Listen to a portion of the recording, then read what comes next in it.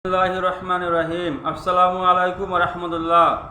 ভাই সাথী, আমাদের 9 নম্বর আলোচ্য বিষয় ছিল সাদগি জিন্দেগি, মানে সাদা সিধা জীবন।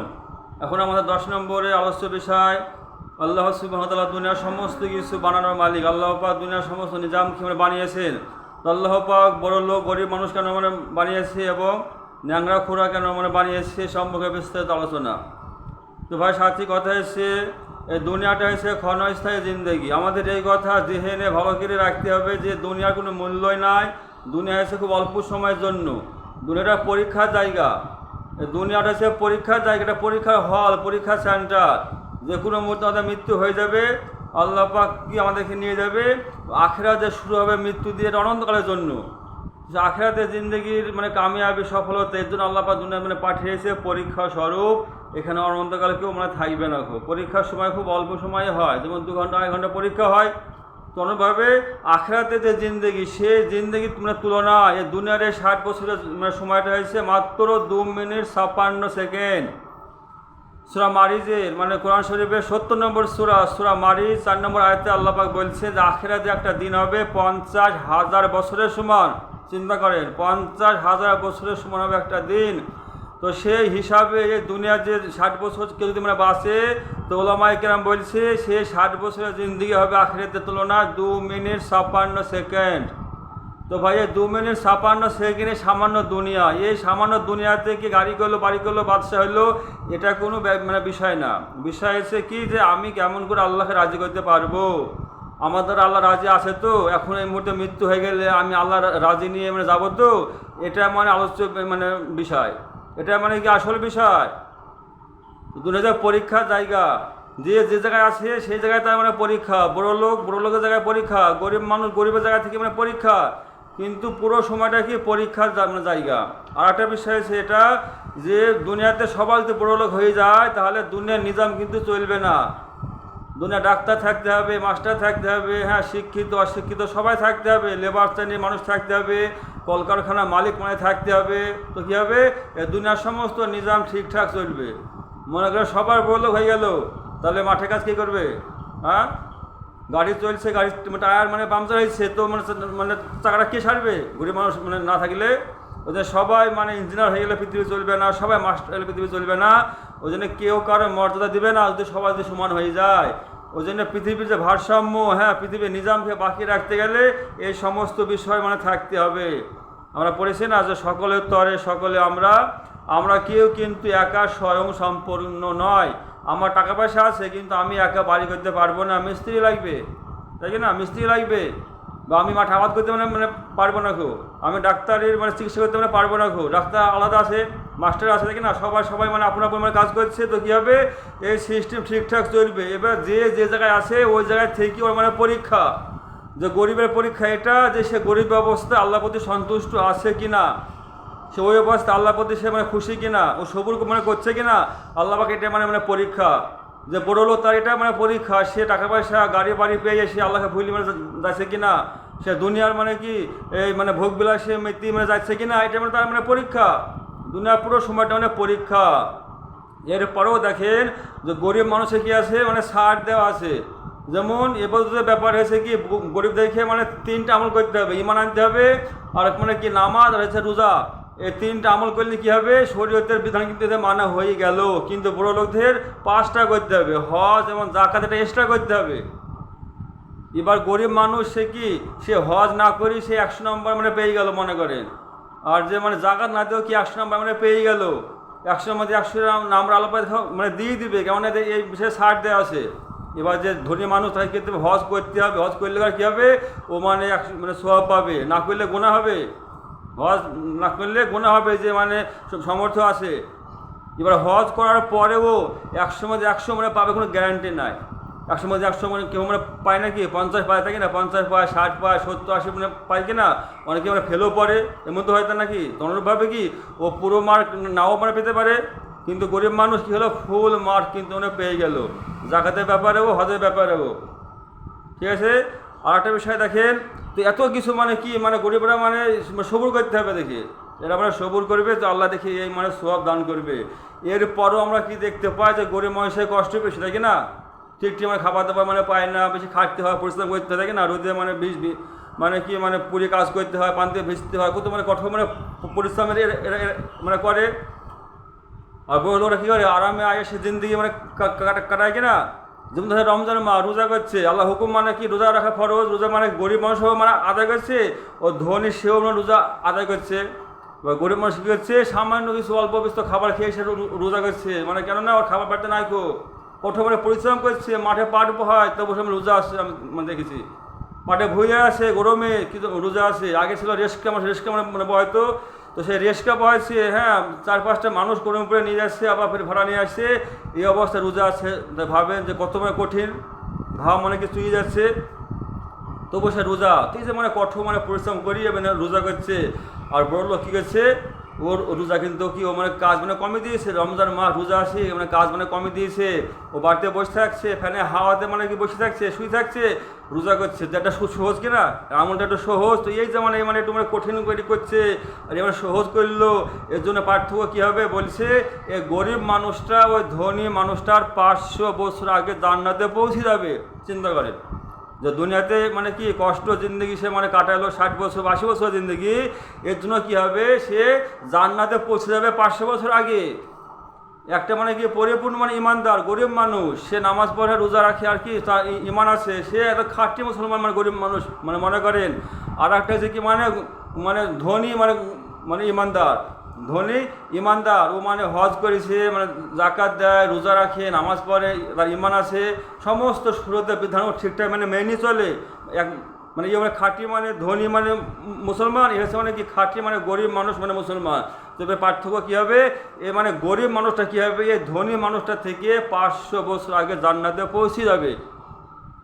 এ হজ করেছে তারপরেও, এ জাকাত দিয়েছে তারপরেও কী হবে এ গরিবটার ফেসিলিটি বেশি, কেননা আল্লাহকে হজ জাকাত মানে মাফ করে দিয়েছে।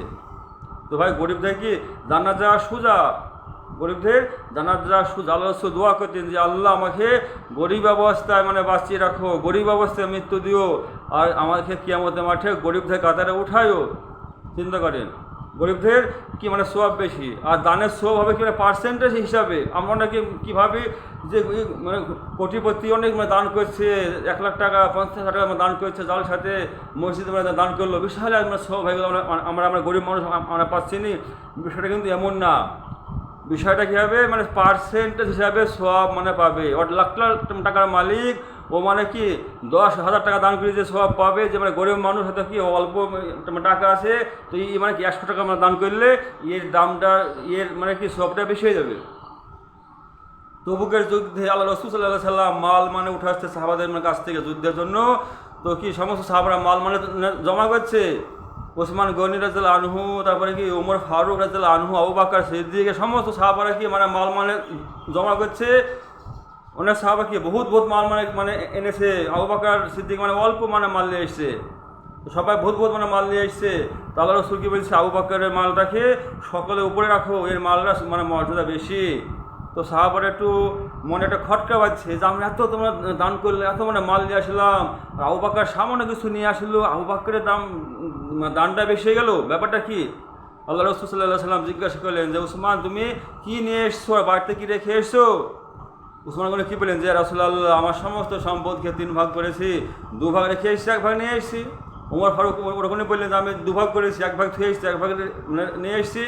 আবু বকর সিদ্দিক রাদিয়াল্লাহু আনহু কি বললেন, ইয়া রাসূলুল্লাহ সমস্ত সম্পদ মধ্যে যা বোঝায় আমি সবটুকু আপনার তারপরে মানে পেশ করেছি, আমার বাড়িতে আল্লাহ আর আল্লাহ রসুলের মহব্বত ছাড়া আর কিছুই নাই কো। তো এই জন্য ভাই কী হয়েছে আবু বকর অল্প দান কিন্তু কি পার্সেন্ট হিসাবে আর মানে কি মানে বেশি, এ সমস্ত মানে দান করেছে, পরিপূর্ণ মানে দান করেছে, কিছু মানে বাকি রাখেনি কেউ, ওরা কি মানে বাড়িটা বাকি রেখেছে। তো কী হলো মানে পার্সেন্ট হিসাবে কি আবু বকরের সোয়াব মানে বেশি হয়ে গেলো। ওই জন্য ভাই পার্সেন্ট হিসাবে কি সোয়াব দেওয়া হবে। তারপর দেখেন যারা ন্যাংরা খোরা, এ থেকে দেখেন যে আল্লাহ পাক এদেরকে কীভাবে মানে ছাড় দিয়েছে, এদের মানে সবুর করতে পারে ওই অবস্থা। এটাও মানে পরীক্ষা যে এই অবস্থায় সে আল্লাহ প্রতি শুকরিয়া মানে করছে কিনা, আল্লাহ প্রতি কি মানে সবুর মানে করছে কিনা, এর জন্য মানে কি মানে সোয়াব ও মানে পরীক্ষা চলছে। আল্লাহ রাসূল সাল্লাল্লাহু আলাইহি ওয়াসাল্লাম বলছে হাদিসে মোটামুটি মানে কথা এরকম যে পরীক্ষা যত মানে বড় হবে উহার সোয়াব তত মানে বড় আকারে মানে পাওয়া যায়। আল্লাহ পাক যখন কোনো কি জাতিকে মানে ভালোবাসে তাকে মানে পরীক্ষা করে, আর যদি ওই মানে পরীক্ষায় সে মানে কি পাশ করে মানে সবুর করে তো আল্লাহ সুবহানাহু ওয়া তাআলা তার প্রতি খুশি হয়ে যায়। আর যদি কি অশান্ত থাকে তাহলে আল্লাহ ও পাকের তার প্রতি অসন্তুষ্ট হয়ে যায়। ওই জন্য আল্লাহ পাক যে অবস্থায় রাখুক না কেন আমাদেরকে সন্তুষ্ট হয়ে থাকতে হবে, খুশি থাকতে হবে, আল্লাহ খুশিতে খুশি হতে হবে, আর ক্ষেত্রে সবসময় সবুর করতে হবে। আর একটা বিষয় সেটা হচ্ছে এরকম যে আমাদেরকে সব সময় দেখতে হবে আমি যে লেভেলে আছি তার থেকে নিচের দিকে দেখতে হবে। দুনিয়ার ব্যাপারে, দুনিয়ার লেভেলে, দুনিয়ার ব্যাপারে আমাকে দেখতে হবে, আমার থেকে যে গরিব মানুষ তার দিকে তাকাতে হবে। তাহলে কী হবে, আল্লাহ সুবহানাহু ওয়া তাআলা আমাকে যে নিয়ামত দিয়েছে ওর প্রতি কি মানে শুকরিয়া আদায় করা সহজ হবে, শুকরিয়া আদায় করা সহজ হবে। আর দিনদারি মানে ব্যাপারে, দিনের ব্যাপারে দেখতে হবে আমার থেকে যে বড় তার দিকে আমার খেয়াল করতে হবে। আমাদের বড় কারা সাহাবায়ে কেরাম রাদিয়াল্লাহু আনহুমা, এদের দিকে দেখতে হবে, এতে আমল কি ফলো করতে হবে। তাহলে কি দিনের পর চলা সহজ হবে, নাহলে কিন্তু কি আমাদের দিনের পর চলা সহজ হবে না। খুব সবসময় শুকুর গুজার বান্দা হতে হলে আমি যে লেভেলে আসি তার থেকে নিচের দিকে দেখতে হবে। ওই জন্য আল্লাহ রাসূল সাল্লাল্লাহু আলাইহি ওয়াসাল্লাম বলেছেন তোমরা গরিবদের সঙ্গে বসো, ওদের সঙ্গে খোঁজ খবর নাও, ওদের কাছে যাও, ওদের সঙ্গে আলাপ আলোচনা করো, কী হবে নিয়ামতের শুকরিয়া আদায় হবে। একটা মানে ছেলে তার বাপের সঙ্গে ঝামেলা করেছে মানে জুতোর জন্য, আব্বা জুতো নিয়ে দাও, আব্বা গরিব মানুষ নিতে মানে পাচ্ছে না, বলছে বাবু থাম মানে পরে নিয়ে দেবে, এখন মানে টাকা নাই কো, মানে বাব্বাটা মানে হয়েছে যে ছেলে কী হয়েছে রাগ করে মানে চলে গেছে মানে বাইরে রাস্তায়, আমি মাটি থাকবো না তাই বলি, যেটা গাছতলা মানে বসে আছে, এটা গাছতলা মানে বটতলা মানে বসে আছে, আর পাশ দিয়ে মানে রাস্তা আছে। তো কী দেখছে যে একটা মানে ন্যাংরা মানুষ, এটা মানে পা নাই কো, এটা পা না, সে দুটো লাঠি দেখে মানে ভর দিয়ে মানে মানে ন্যাংড়িয়ে কষ্ট কেটে করে রাস্তা দিয়ে হেঁটে মানে যাচ্ছে। তো এই মানে ব্যক্তিকে দেখে যে মানে রাগকে চলে গেছিলো সে বাচ্চা ছেলেটা, ওর মানে সবুর হয়ে গেছে, ও মানে বুঝতে পেরেছে মানে বিষয়টা, আল্লাহু আকবার। আজকে তো এবারে একটা পাই নাই, খুশি সাথে আমরা কষ্ট করে হাঁটছে, আল্লাহ তো আমার কাছে শুনতে মানে পা দিয়েছে, আমার তো দুটো পায়ে আমার ঠিক আছে আলহামদুলিল্লাহ, আমি তো ঠিকঠাক হাঁটতে পারছি, আমি আব্বার সঙ্গে ঝামেলা করছি মানে জুতোর জন্য, কিন্তু এত একটা পাই নাই খো। তো বা কী হলো, ওই ব্যক্তি কী হলো মানে সবুর হয়ে গেল, কেননা ও কী দেখলো, ও যে লেভেল আছে তার থেকে নিচের দিকে দেখলো, তো কী হলো ওর মানে কি সবুর করা মানে সহজ হলো। বুঝলেন না, সবসময় কিছু করতে হবে আমার থেকে নিচের দিকে দেখতে হবে। এবার ও ও যদি দেখতো যে ও মানে গাছতলা মানে বসে আছে একটা মানে ভালো মানে বড় লোকের ছেলে, ভালো জুতো পরে মানে রাস্তা দিয়ে অনেকে হেঁটে মানে চলে গেলো, যদি দেখতো তো কী হতো, ওর কষ্ট আর মানে বেড়ে যেত, যে এত মানে ভালো জুতি মানে পাইতে মানে মানে বেড়াইছে, সবাই মানে জুতি আছে, আমারই মানে নাই খো, ওর কী হতো, ওর কষ্ট মানে বেড়ে যেত, তাই কি না। ওই জন্য সবসময় কী করতে হবে, নিজের থেকে নিজের দিকে মানে দেখতে হবে, তাহলে শুকরিয়া আদায় করা সহজ হবে।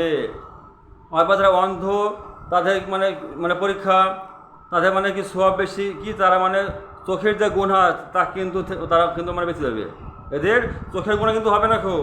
আর ওই অবস্থায় সবর করলে কী হবে, আল্লাহ পাক এদের সোয়াব মানে বাড়িয়ে দেবে, কেননা এ অন্ধ আল্লাহ পাকে এবার পরীক্ষা নিচ্ছে, কিন্তু ওই অবস্থায় সবর করতে হবে, ওই অবস্থায় সবর করতে হবে। কী ভাবতে হবে যে দুনিয়াটা কদিন কার, 60 বছরের জিন্দগি আসি এই নাই তাই কি না, এখন মৃত্যু হলে কী হবে, আল্লাহ মানে খুশি করে গেলে আল্লাহ সন্তুষ্টি মেনে চললে কী হবে, আল্লাহ আমাকে জান্নাত মানে দান করবে। ওই জন্য সম্মুখে রাখতে হবে জান্নাত আখিরাত রাখতে, তাহলে এই দুনিয়ার কষ্ট কোনো কষ্টই মনে হবে না।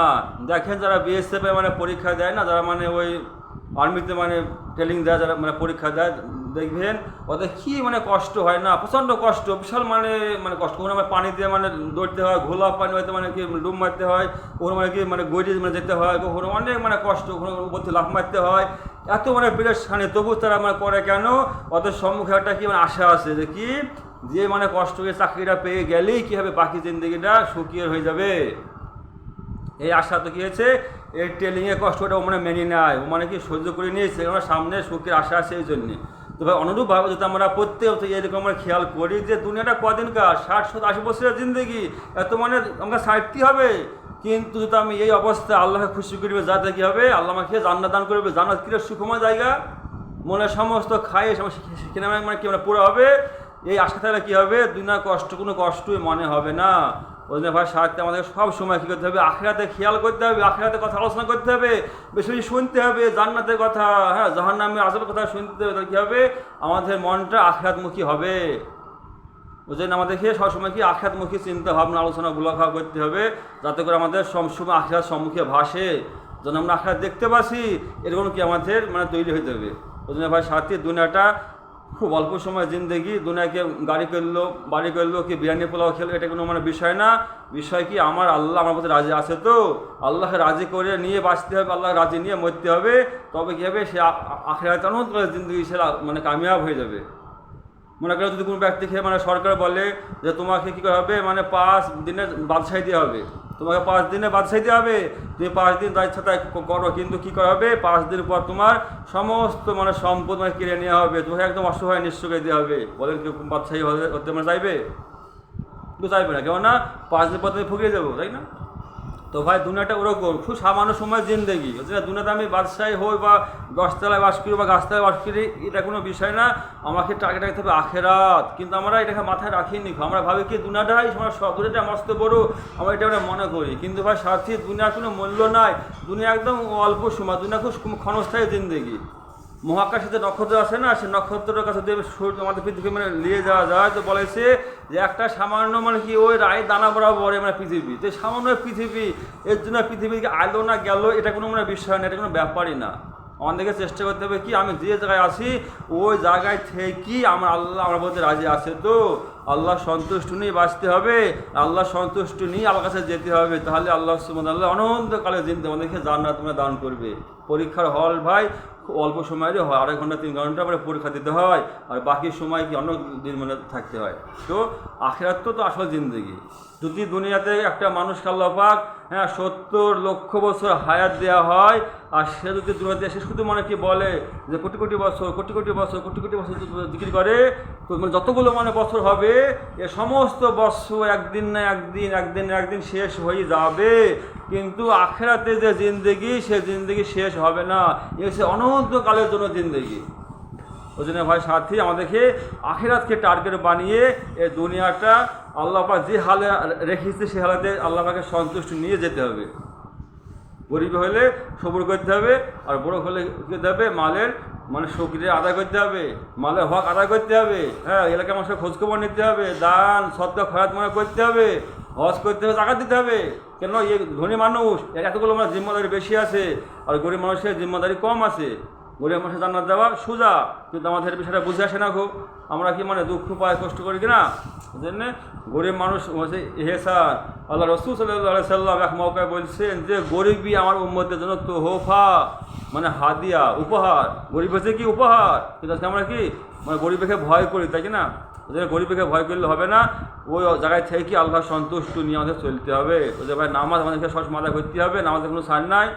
গরিব মানুষের যে 3টি বিষয় আছে, ঈমান, নামাজ, রোজা, এই 3টিকে মানে পাবন্দি করি আল্লাহ সন্তুষ্টি নিয়ে গেলে ইনশাআল্লাহ আখিরাতে অনন্তকাল সে সুখময় জিন্দেগি লাভ করবে।